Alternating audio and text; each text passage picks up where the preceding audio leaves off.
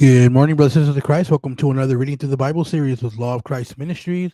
This is part 189 of our daily scripture reading, continuing in the book of 2 Samuel. We will be picking up in 2 Samuel chapter 11. And it happened after the year had turned at the time of the going out of kings. David also sent Joab and his servants with him and all Israel. And they destroyed the sons of Ammon and took up position against Rabbah. And David sat in Jerusalem. And it happened towards evening that David rose from his bed and was walking about on the roof of the house of the king. And he saw a woman bathing from the roof. And the woman was very beautiful in appearance. And David sent and inquired into the woman. And he said, "Is this not Bathsheba, daughter of Eliab, wife of Uriah the Hittite?" And David sent messengers and took her. And she went into him, and he lay with her, and she was purifying herself from her uncleanness. And she returned to her house, and the woman conceived, and when she sent, she told David and said, "I am pregnant."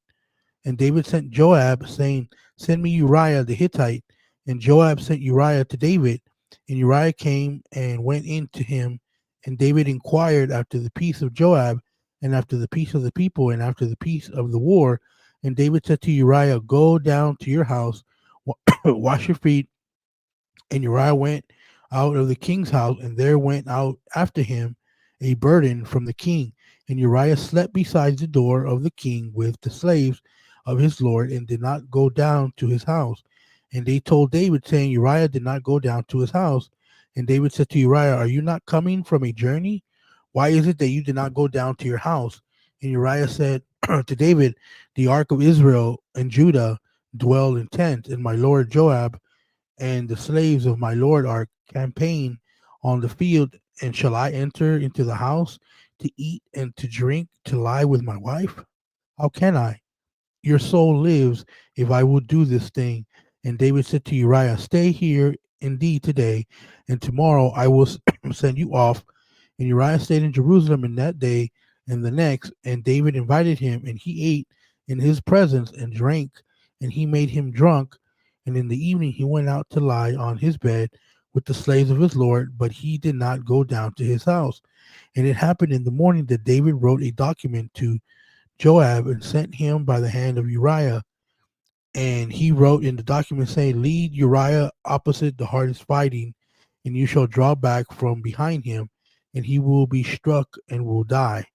And it happened as Joab was keeping watch on the city, and he assigned Uriah to the place where he knew the men of the power were there.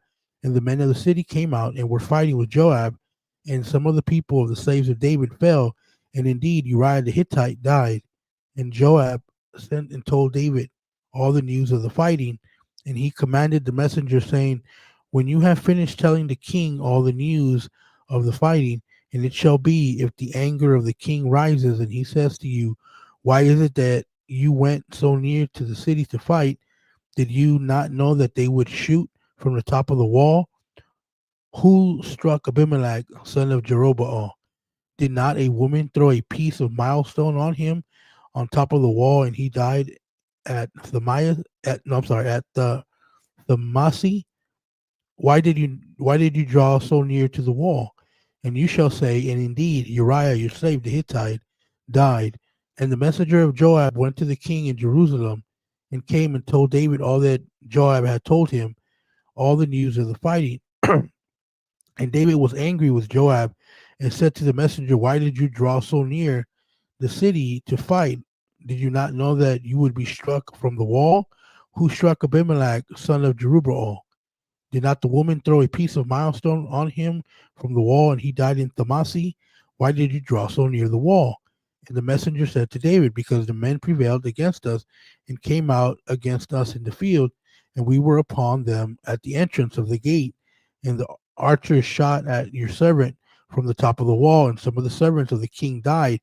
And indeed, your slave Uriah the Hittite died." And David said to the messenger, "This is what you shall say to Joab: Do not let this thing be evil in your sight, for the dagger devours now one way, then another way. Strengthen your fight against the city, and pull it down and strengthen it. And the wife of Uriah heard that Uriah, her husband, had died, and she made lamentations for her husband. And the morning passed, and David sent and brought her into his house, and she became his wife and bore him a son. And the thing that David had done appeared evil in the Lord's sight. Oh man, women, they always ruin us men. All right, we're gonna stop there for today. Lord willing, we'll be back tomorrow. Peace and blessings.